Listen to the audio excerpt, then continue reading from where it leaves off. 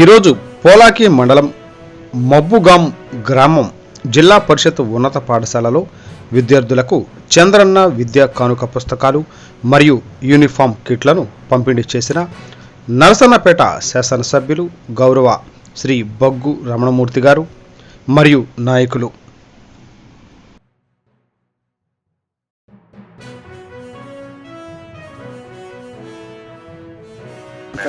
Phone చేశారు. ఇది స్కూల్లో కిట్ పంపించాలన్నారు సార్, మనకి చేస్తాం.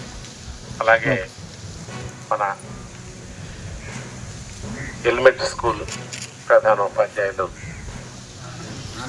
ఆనందరావు మేష్ గారికి, అలాగే సర్పంచ్ ప్రతినిధికి, ఎంపీటీసీకి, సాయిరావు గారికి, అలాగే అమ్మనాయుడు గారికి, పెద్దల స్కూల్ కమిటీ చైర్మన్లకు, ఈ కార్యక్రమంలో పాల్గొన్న పెద్దల ఉపాధ్యాయుల అందరికీ నా యొక్క నమస్కారాలు తెలియజేస్తూ విద్యార్థులకు నా యొక్క శుభాకాంక్షలు.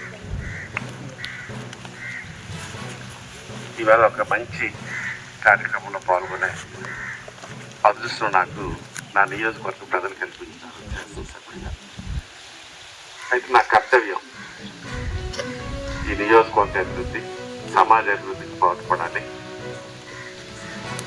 మనం 2047 సరికి ప్రపంచంలోనే సూపర్ పవర్గా భారతదేశం ఎదగాలనే ధ్యేయంతో మన లక్ష్యాన్ని నిర్ణయించుకొని ముందుకు సాగాలి. ఆ ఆలోచనలో భాగంగా ఇవాళ విద్య ప్రముఖ పాత్ర వహిస్తుంది. ఆ విద్యకున్న గౌరవం వేరు. డబ్బు ఉండొచ్చు, ఉంటాయి పోతాయి, పదవులు ఉండొచ్చు, ఉంటాయి పోతాయి, కానీ మన దగ్గర ఉన్న విద్యను ఎవరు తీసుకెళ్ళలేరు.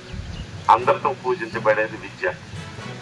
అటువంటి విద్య అభ్యసించినటువంటి మీరు తల్లిదండ్రుల మాట గౌరవిస్తూ, ఉపాధ్యాయులను గౌరవిస్తూ, అని చెప్పిన విధంగా మీరు విద్యలో ముందుకెళ్ళినప్పుడు మీ భవిష్యత్తుని మీరే తీర్చిదిద్దుకున్న వాళ్ళు అవుతారని తెలియజేస్తూ, కేంద్ర రాష్ట్ర ప్రభుత్వాలు కొన్ని వేల కోట్ల రూపాయలు విద్యారంగాన్ని వెచ్చిస్తుంది.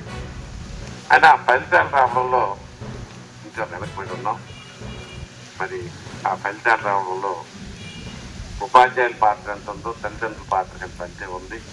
ప్రభుత్వ పాఠశాలని బలోపేతం చేసి విద్యా విధానాన్ని కింద స్థాయి వరకు ప్రతి పేదవాడికంటే నాణ్యమైన విద్య, గుణాత్మకమైన విద్య చాలా అవసరం. ఏదో బట్టి పెట్టేసినాం అయిపోయింది అని కాకుండా ఒక గుణాత్మకమైన విద్య, నాణ్యమైన విద్య ప్రభుత్వ పాఠశాలలో ఉంటాయి. కాబట్టి ప్రభుత్వ పాఠశాలని బలోపేతం చేయవలసిన బాధ్యత మన మీద ఉంది. అయితే పిల్లలు చిన్నవారు, దీని మీద తల్లిదండ్రులు కలిపి నిత్యం ఒక డ్యాక్కంతో ఉండి మా పాఠశాల ఎలా నడుస్తుంది,